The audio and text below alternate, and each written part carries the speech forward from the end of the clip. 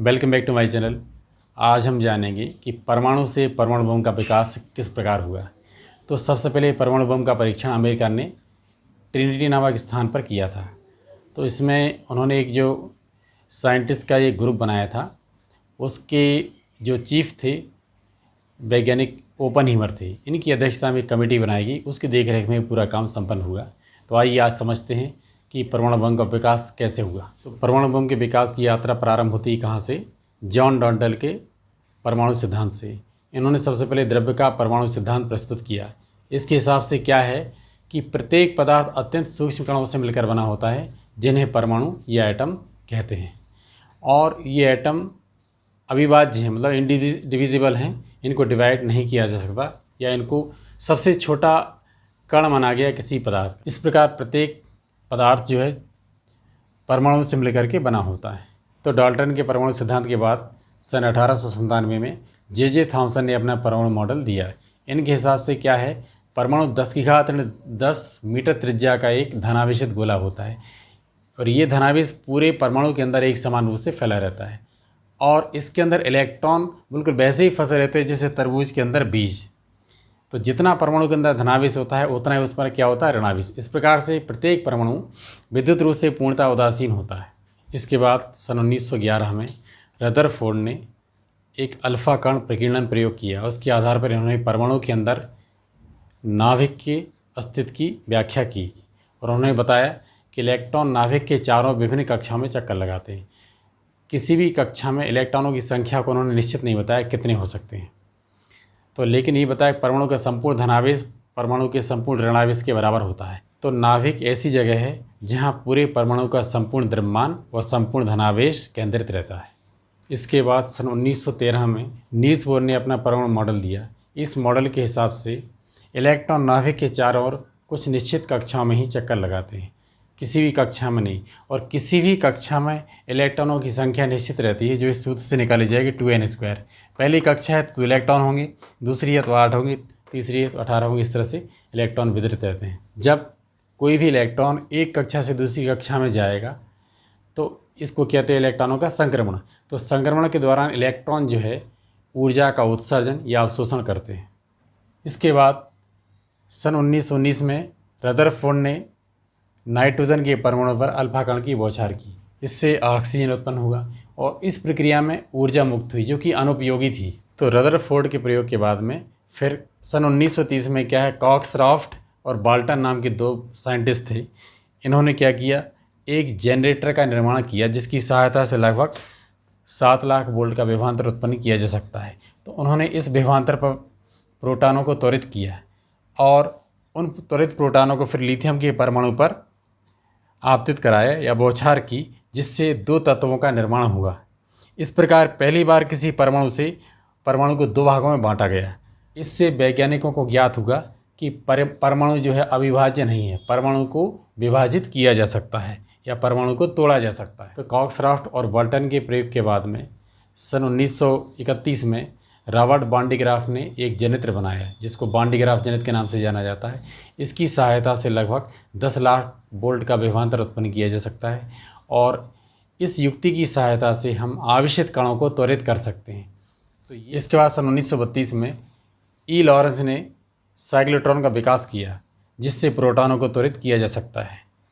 तो प्रोटॉनों को साइक्लोट्रॉन की सहायता से लगभग 680 मिलियन इलेक्ट्रॉन वोल्ट तक की ऊर्जा प्रदान की जा सकती है। अब प्रोटॉनों को देखा कि प्रोटॉनों को नाभिक तक पहुंचाया तो ये नाभिक के पास आकर के यहाँ रुक जाते हैं।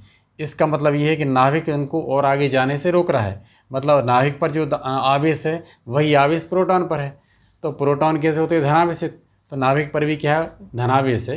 तो ये प्रोटॉनों को नाभिक क्या है, प्रतिकर्षित करता है। इसलिए क्या प्रोटॉन फिर आगे नहीं जा पाते, वहाँ जाके उनका वेग शून्य हो जाता है, वहाँ जा करके भी रुक जाते हैं। तो ई लॉरेंस के प्रयोग के बाद सन 1932 में ही चैडविक ने क्या किया कि बेरिलियम के परमाणु पर अल्फा कणों की बौछार की और उन्होंने देखा कि ये अल्फा कण नाभिक में प्रवेश करके उसे अस्थिर कर देते हैं।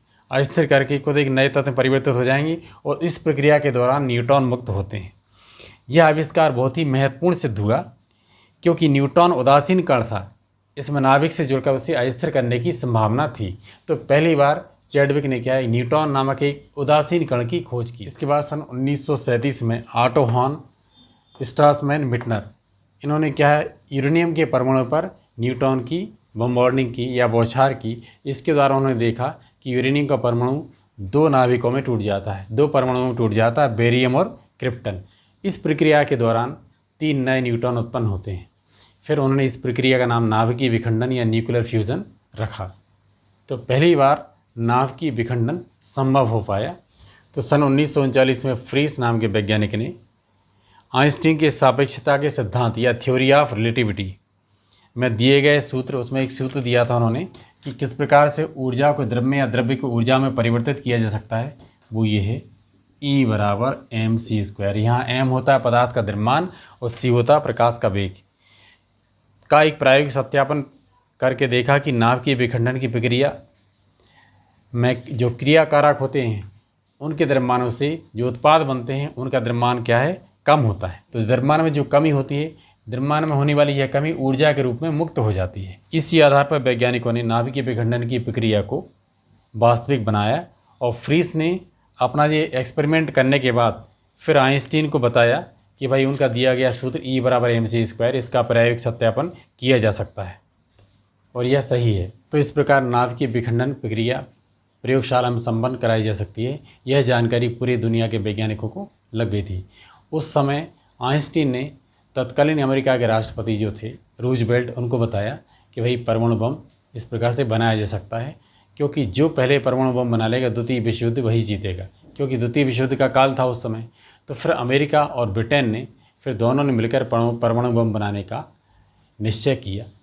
इसके लिए साइंटिस्ट ओपनहीमर की अध्यक्षता में एक कमेटी बनाई और सन 1945 में वैज्ञानिकों ने परमाणु बम बना ही लिया, जिसका परीक्षण 16 जुलाई 1945 को किया गया। तो द्वितीय विश्व युद्ध के दौरान 6 अगस्त 1945 को अमेरिका ने जापान के हिरोशिमा नामक शहर पर परमाणु बम गिराया, जिसका नाम था लिटिल बॉय। इसके बाद 9 अगस्त को उन्हें नागासाकी नामक शहर के ऊपर एक दूसरा बम गिराया, उसका नाम था फैट मैन। तो विस्फोट के प्रभाव को देख करके उसके कमेटी के जो चीफ थे ओपनहीमर, उन्होंने अपने पद से त्यागपत्र दे दिया और उस समय पूरी दुनिया में अफरा तफरी फैली कि इतना भयानक विनाश हुआ था, इतनी ज़्यादा मौतें हुई थी। इस त्रासदी से पूरा वर्ल्ड उस टाइम पर हिल गया था। तो इस प्रकार से परमाणु बम बनाने की यात्रा जॉन डाल्टन से स्टार्ट हुई, जिन्होंने 1818 में अपना परमाणु सिद्धांत दिया था। उसके बाद जे थॉमसन ने दिया अपना, फिर अर्नेस्ट रदरफोर्ड ने दिया, फिर नील्स बोर ने दिया, फिर रदरफोर्ड ने अल्फा कण प्रकीर्णन प्रयोग किया, फिर कॉक्सराफ्ट और बोल्टन का योगदान था, फिर रॉबर्ट बांडीग्राफ ने जनरेटर बनाया, फिर ई लॉरेंस ने साइक्लोट्रॉन बनाया, फिर चैडविक ने न्यूट्रॉन की खोज की, फिर ऑटो हॉर्न और स्ट्रासमैन ने यूरेनियम का नाभिकीय विखंडन किया, फिर फ्रीस ने देखा कि आइंस्टीन का दिया हुआ सूत्र E बराबर mc² जो है वो सही सिद्ध हुआ।